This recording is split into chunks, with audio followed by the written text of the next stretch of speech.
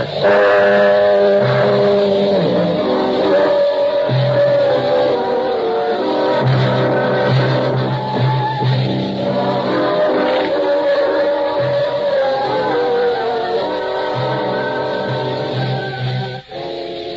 what the sign outside my office says.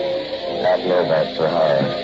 Or you can set it to music or put it up in neon. But down here on the waterfront in San Francisco, you're too busy staying alive to worry about the next guy unless he's pointing a gun. Most of the time, you've got as much chance as a fly-papered fly on a solo flight. But it works out.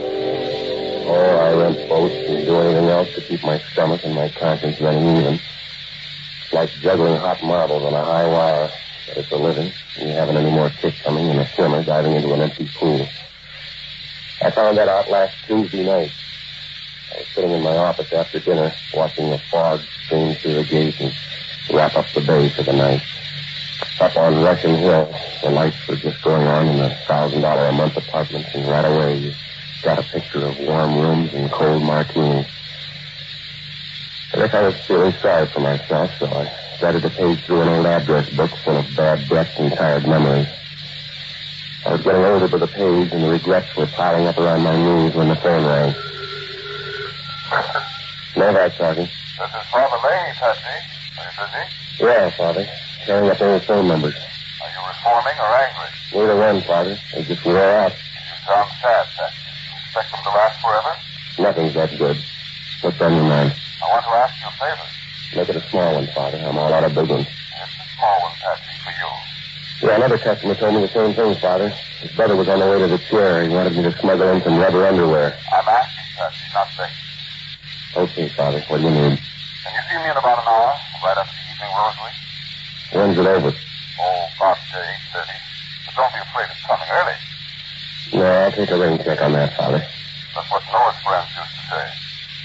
I'll see you at 8:30.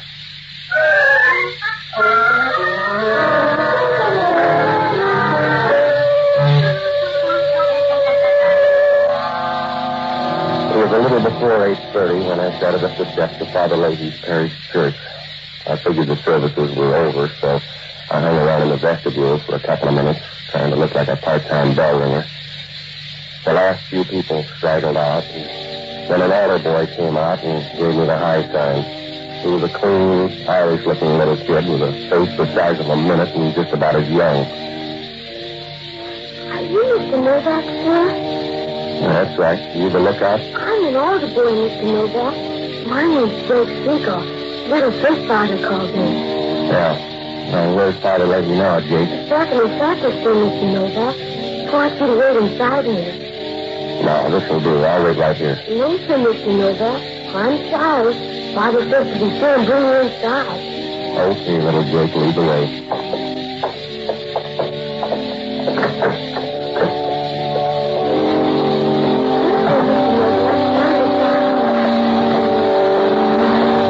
I was too busy trying to act like I knew my way around to pay much attention to a fat, chunky little guy when he slid up in the back pew a couple of aisles over.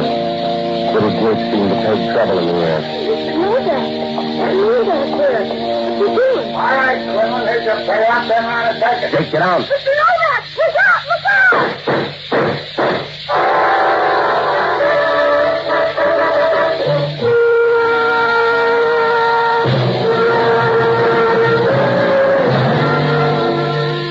Down on the waterfront, you'll learn early to look for trouble, any place, any time.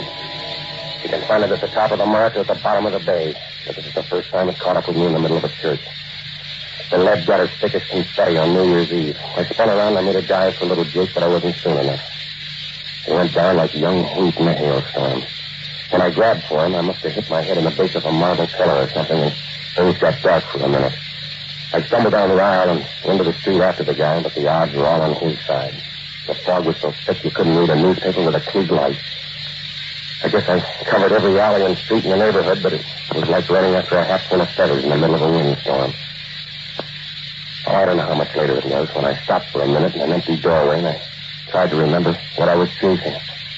The siren was crying somewhere in the distance, so I started back for the church. The coroner's wagon was just pulling away when I got there, and Father Leahy had disappeared. I saw a light in the rectory, so I went upstairs and rang the bell. He came to the door in his shirt sleeves. He just stood there for a minute looking at me. Then he motioned me inside. You want to see me, Father? Yes. In here. Sit down. The kid, Father. Little Jake. What do you think? Well, he goes fast? Instantly.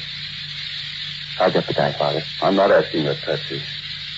I'm not asking you for anything anymore, unless I need trouble. No, somebody told you a bad story, Father. That wasn't my gun. I should have known better than to call you. I should have known it meant trouble. It's your middle name, Patsy. You're married to it. You're looking for the wrong man. It wasn't my party. I called you here tonight to ask you a favor, Patsy. Anything you want, Father. It's too late now. We were going to have an outer boys picnic tomorrow at Paradise Cove. I wanted to borrow one of your boats. We won't be going now, Patsy. We've got a funeral instead. Yeah. What do you want me to say? Don't say anything, Patsy. Just listen for a minute. I asked you to come up here tonight, but I didn't tell you to bring your friends. If you've got any private fights with those waterfront hoods, that's your business. But don't bring your beasts into the trip. And I tell you, I never saw the guy before. I don't know anything about it. He was shooting at you when he hit little Jake, wasn't he? What else am I supposed to think? Yeah. They find the murder gun? Nothing else where you can leave, Patsy. I like you better without the temper, Father. And I liked you better before your hands got dirty, Patsy. I warned you about that waterfront crowd, the cheap thugs, the cheap women. I told you, Patsy, roll around in dirt long enough and some of it's bound to stick to you. You got it all over your face and your hands, and it's working inside you, Patsy. It's working in deep. That's the end of the sermon, Father? I tried to warn you, but you had to figure. Well, figure this one, Patsy. There's a 9-year-old kid on his way to the morgue. He stepped in front of a bullet and saved your life. Now go ahead. Figure it. Yeah, I will, Father. But you better be on call when I catch up with the guy. He's going to have a lot of praying to do. When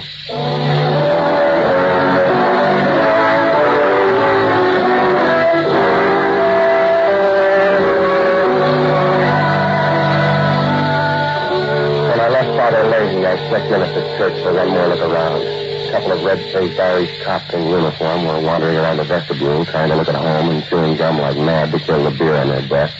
And over in one corner, half a dozen old women had their heads together, clucking like hens over a square egg. Outside of them, the place was deserted. I gave the course a quick rundown. A couple of aisles over, where I figured the gunfill must have passed, I picked up a matchbook. The ad on the front said match joint, Cicero, Illinois. And there was a phone number scrawled inside the cover. I was just about ready to toss it away when a bell rang, and I took a closer look. It was my phone number.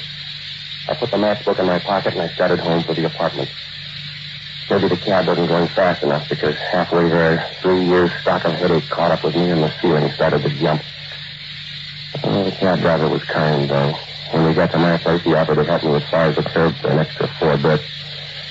By the time I made it to my front door, I was feeling lower than any man at an Irish wake. The reception committee didn't help much. They were short and dark, all 3 of them, with rows of loose, oily fat where their necks should have been, and small pig eyes that squinted through the cigar smoke rolling out of wide nostrils and up their faces. Hiya, Novak. How do you feel?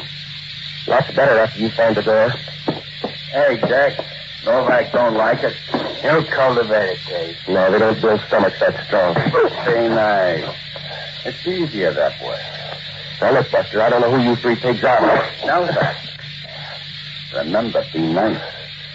Yeah, I remember. You West Coast punks are all alike, Novak. Couple of taps and you cry. Ain't that right, Lud? Maybe Novak's tired, fellas. Up him into a chair. Yeah, Novak. Sit down. Lud wants to say something. All right, then say it and get out of here. We want the gun, Novak. And we want the papers that go with it. Sounds like a great puzzle. Sorry, I can't help with the answer. You better tell Lud, Novak. It's liable to get rough. All right. My gun's over there in the desk and the paper's on the wall. Be nice, Novak. Just once more, Novak. Where's the gun and where's the papers? Look, I'll spell it for you. I don't know what you're talking about. All right. Jack, Smack, get his arm. Yeah. All right, hold his head up. Yeah. Okay, Lud, there. This the way they do it in Cicero? Last time round, Novak, the gun and the papers, where are they? I don't know. The gun, Novak. The papers. No use, boss. We lost him. All right. It's a big flaw. Let him find his own way back. Well,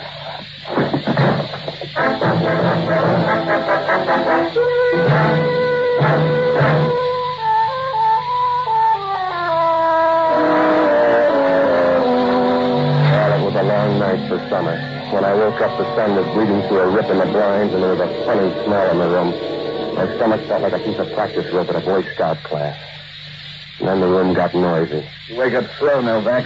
Have a hard night? Oh, you're never on time for the party, are you, Hellman? I'm choosy, Novak. I don't like your friends. All right, then take up social work. What's the occasion? I got a phone tip. Thought I'd drop up for a visit. You having fun? Yeah. There's a gal in the kitchen aboard the desk. Huh? Take a look. Keep it hard. Who is she? Sally Kimbrough. That's what her driver's license says.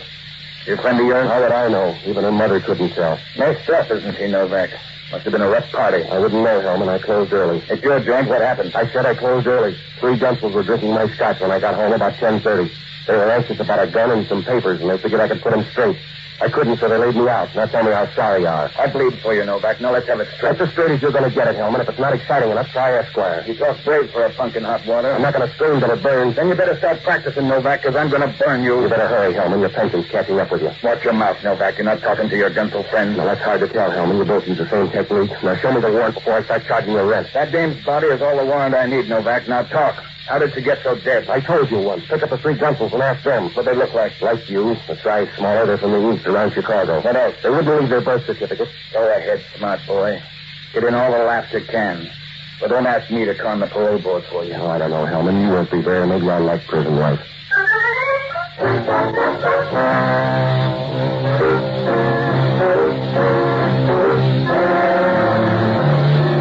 When you're knee-deep in the rain and your boots spring a leak, you might as well throw them away and take your chances barefoot. Hellman and his boys left with the body, and I grabbed a handful of aspirin and a cold shower. Then I started out to look for the only honest guy I know, an ex-doctor and a boozer by the name of Jocko Madigan. A pretty smart man until he found out you can poison your worries at $4 a fifth. I finally found him sitting in the middle of a bourbon fog in a little Spanish joint somewhere on the edge of the Excelsior district. He was down at the end of the bar trying his best to make time with a plaster bust of Queen Isabella. Pepsi, you're just in time for a short one. Bartender, hand me that vase. Come on, Jocko, sober up. I got to talk to you. Pepsi. Here's to your own peculiar brand of happiness. Jocko, will you cut it out? Pepsi, I don't mean to be rude or ungentlemanly, but I don't think I altogether approve of the clientele in this place. Yeah.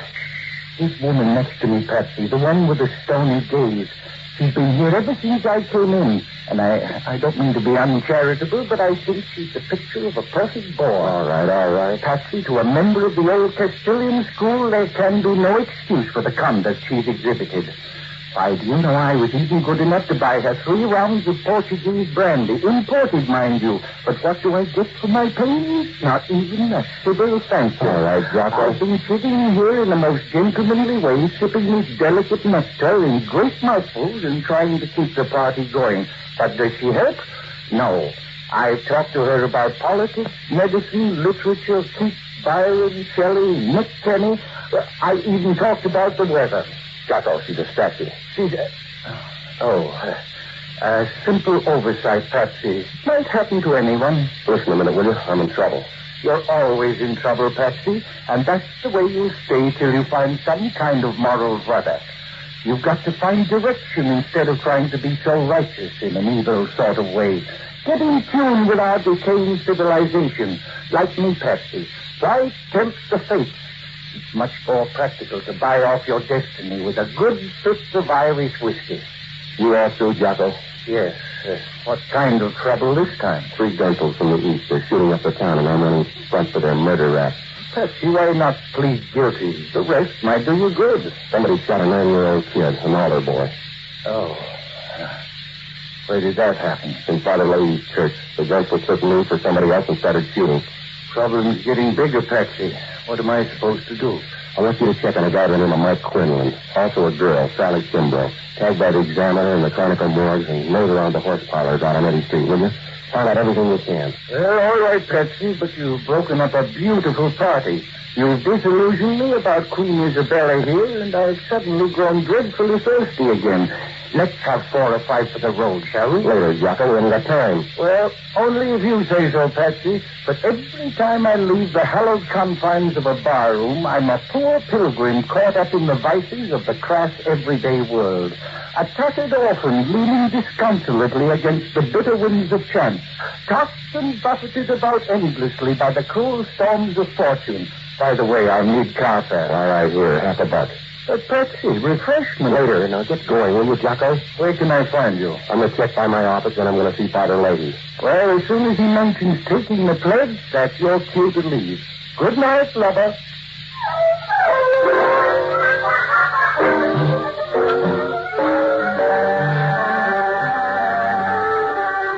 When I left Jocko, I caught a cab downtown, and on the way, I started hunting for just a piece of the answer. But all I got was questions. Who were the 3 Gunsels, and what was the stuff they were after? Mike Quinlan, where did he fit in? And that dead girl in my apartment, who did she belong to? Well, the zeros were piling up faster than flies on donuts when the cab pulled up for a stop sign at 16th and Mission, and a little guy with a worried mouth and a loud sports shirt jumped in. His lips were wound around a phony kind of smile, like a head waiter just before he hands you the check for a big party. It's okay, driver. We're friends. How are you, Friendship comes easy for you, mister. You got a name? Keith Novak, I want to talk. You got until the next corner. We both mean it, Novak. Me and the gun. Now, look, Junior, if you want to play the heavy, go find a melodrama. Who you working for? Sandell? That's as good a name as any. All right, here's your corner. Sally Kimbrough. Where is she, Novak? You're fast with a question, mister. Let me ask you one. Who's Sandell? I got the gun, Novak. Yeah, but who's Sandell? I'll do the asking. You sit there and make the answers. Oh, you're running out of tickets, Junior. Come here. All right, now reach down for that gun and I'll slam you through the floorboards. Who's Sandell? The Chicago hood. He's out to get me.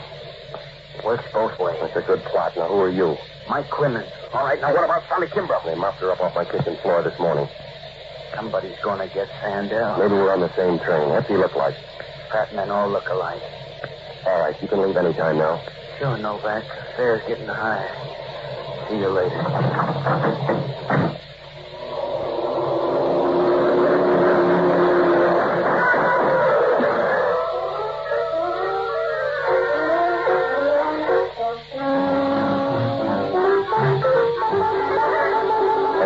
Went faster than a Mexican divorce. The black sedan pounded by on all 12, and Quinlan folded up like a playpen in a high wind. We tried to follow the car, but it would have been easier to win the Kentucky Derby on a pogo stick. So I went back to the corner where Quinlan was still hugging the cement.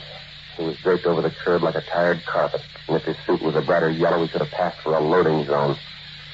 Hellman was there with all his relatives in uniform, so I told the cabbie to drive on.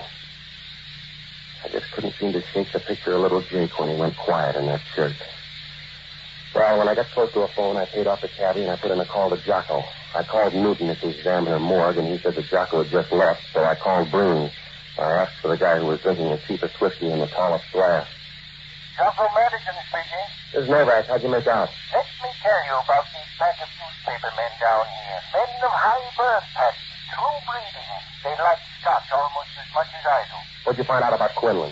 My Eddie Street informant tagged him as an ex-con, Patsy. Sent up for armed robbery in 1940 and paroled about 2 weeks ago from Joliet.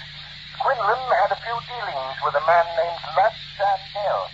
From what I can gather, Quinlan's supposed to have taken the rap with Sandell and his brother. What else? Quinlan's a local boy out of Bernal Heights. He has a sister, Patsy. She belongs to Sandell. She's probably the only sales girl in town with a 6-room apartment in the best part of the marina. You get the address? It's Bayview Towers, down at the foot of Fillmore Street. Sounds good.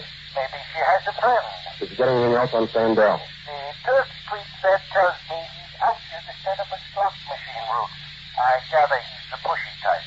Thanks, Jocko. I'll see you at the apartment. Oh, Patsy, on your way home, pick up something for dinner at the delicatessen, will you? There's stuff in the icebox. Fix yourself a sandwich. Patsy, dinner without bourbon is life without hope. I'll borrow from the neighbors. Good night, lover.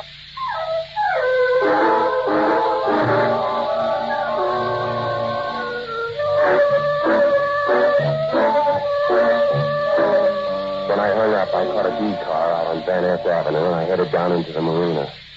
The answer box was still stuck with questions, and little Jake Stiller held a 4-lap lead, but at least the field was getting thin. I figured it was 1 out of 3. Sandell or either one of his gunsels, but which one? So when I got down to the foot of Fillmore Street, the fog was thicker than ankles at a fat ladies' convention, and the foghorns out beyond Yacht Harbor started on overtime. The Bayview Towers was one of those swanky, new-looking places that gets old in a hurry. It saw lots of brass and brunettes during the war, but now the only uniform left belonged to the doorman. I found Quinlan's sister in the penthouse apartment. And when she opened the door, it felt like Clyde Beatty with a broken chair. Her lounging pajamas reminded you of a good butler. They came in and went out at the right places, and they stayed close to the job. I felt like the fifth boy after somebody blew out his candle. Oh, talent on the loose. Won't you come in? Yeah, that's Trace Terrence. My name's Novak. I got some news for you. I'm Bobby Quinlan. Look what's so fast. I'm looking for answers, lady. If you want a companion, advertise. Your brother's dead. Sandell shot him. My, such a big imagination, Mr. Novak. Why don't you relax? Here. Look, I got proof in my pocket, baby. You want the rest of this couch now? I've been lonesome, Novak. It's going to get worse with your brother gone. Take a look at the paper. Look. Yeah, you've been practicing. Look at him. Patsy, I can feel your heart pounding. Yeah, now let's quiet down and talk murder, shall Patsy, we? you're hurting. You're hurting me. Where's Sandell? Please, Patsy. Where's Sandell? Where is he? Patsy, my arm, you'll break it. Tear it off and throw it away. Now, where's I Sandell? don't know. I swear I don't. He killed your brother. He shot him down on the street. Don't dress, Novak. All right, if you won't believe me, take a look at this chronicle. Right there on the front page. You're lying, Novak. Look at it. No. Sandell promised. Promised he wouldn't touch Mike. Why complain? Think how Mike feels. Now, where's Sandell? He's down at the hotel. The Durban Arms on Eddie Street. He lied to me, Novak. I played it safe, but he lied to me. Yeah, you're a mistake, baby. I'll see you later. Don't leave, Novak. Party's just started. Beck, why'd you do it? You lied. You and Sandell, you promised me. And you killed him. Timorous, sweetheart. Somebody had to go. Like that altar boy, huh? Got it once, Novak. It's tough for the second time. There's no second time death. All right, sweetheart. Now take him back. Yeah. You're finished even, baby. Promise me. I've been lying. You and Sandell. It's so nice to die.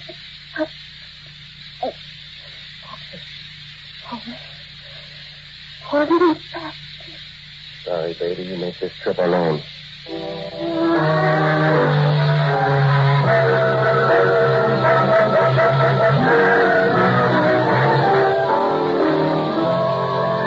There wasn't anything I could do for them, so I took a cab down to the Durban Arms on Eddy Street, but Sandell had checked out an hour before.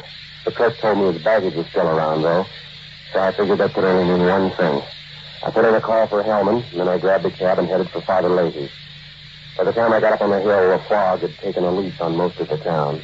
You can always tell when it's thick because all the sounds out in the bay get a free ride. Halfway there, the driver was ready to quit, but for an extra $2, he threw the cab in second, and we crawled the rest of the way till we got a block from the church. By that time, the fog was so thick you could have sold it to the pound. I did the last block on foot. I was just about 20 yards away when I spotted Sandell and Max the Gunsel standing under a streetlight just outside the door to the church. They waited a minute, and then they turned and started up the steps. Don't bother, Sandell. You called too late. Huh? Who is it? Who's out there? It's a smartphone, Bob Novak. Novak. Come closer. I can't see you in the fog. Go on out and get me, Sandell. There he is, Max. You're flying blind, Sandell. You made the trip for nothing. I got the gun and I got the papers. He's lying, Lodge. Come on out, Novak. We'll make a deal. I said you're late, Sandell. I already made the deal with Max. You're funny, Novak. This'll shut you up. Not even close, Max. Which one have you got the altar boy? You sound worried, Novak. You want to tell him what, or should I? Max deals a lot better than you shoot, Sandell. Ask him about it. Huh? What's he saying, Max? He's saying nothing, Lud. He's talking crazy. Let's go out and get him. Ask Mac about this afternoon, Sandell. Ask him where he was when Dex got it. Ask him how I got the gun and the papers. He's crazy, Lud. Not so sure, Mac. Don't be a sucker, Lud. Novak's playing cute. Sorry, Mac. You took the chance. He's turning you, Lud. He's lying. Could be, Mac, but I can't chance it. Not you. Oh. All right, Sandell. Now it's just you and me in the fog. Come on in, Novak. We'll work a deal. Come in where I can see you. All right. It's 5 shots, Lud. You got one left to make good on. All right, Sandell, no reason. Come here. Let me go, Novak. Yeah. Lay off, Novak. What did I do to you? Cut it out with him. You didn't get hurt. Talk to that altar boy, huh? I didn't mean to hit the kid. Oh, I'm sick of your mouth. All right, Novak, that's enough. Novak, I said that's enough. Yeah. Let go of him. This Sandell? Yeah. A few minutes ago, we could have booked him for murder. You can have him now, Hellman. Did escape some money, Novak. Neck's broken. That you, Patsy? Over here, Father. On the step. Hello, Inspector. Father? This the man, Patsy? Yeah, Father, that's him. I'll pray for him, Patsy. Why waste it, Father? He wasn't worth it. They said the same thing about 2 men on a hill in Calgary.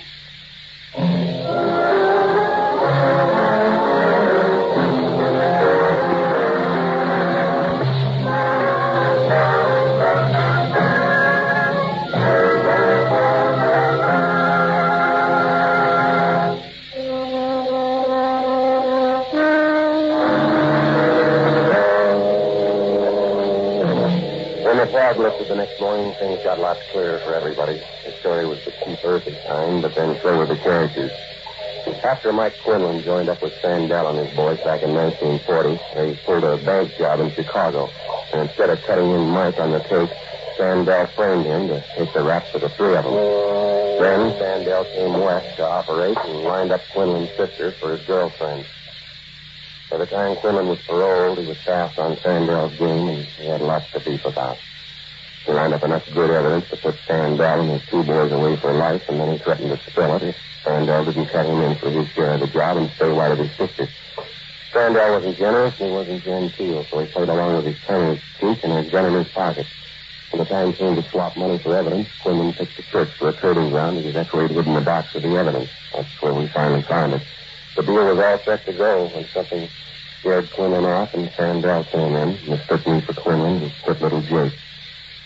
Sandell's boys tried to get at Quinlan through his girl, Sally Kimbrough, and when she wouldn't spill, they killed her and planted the body in my apartment to take care of the opposition. Mac and Sandell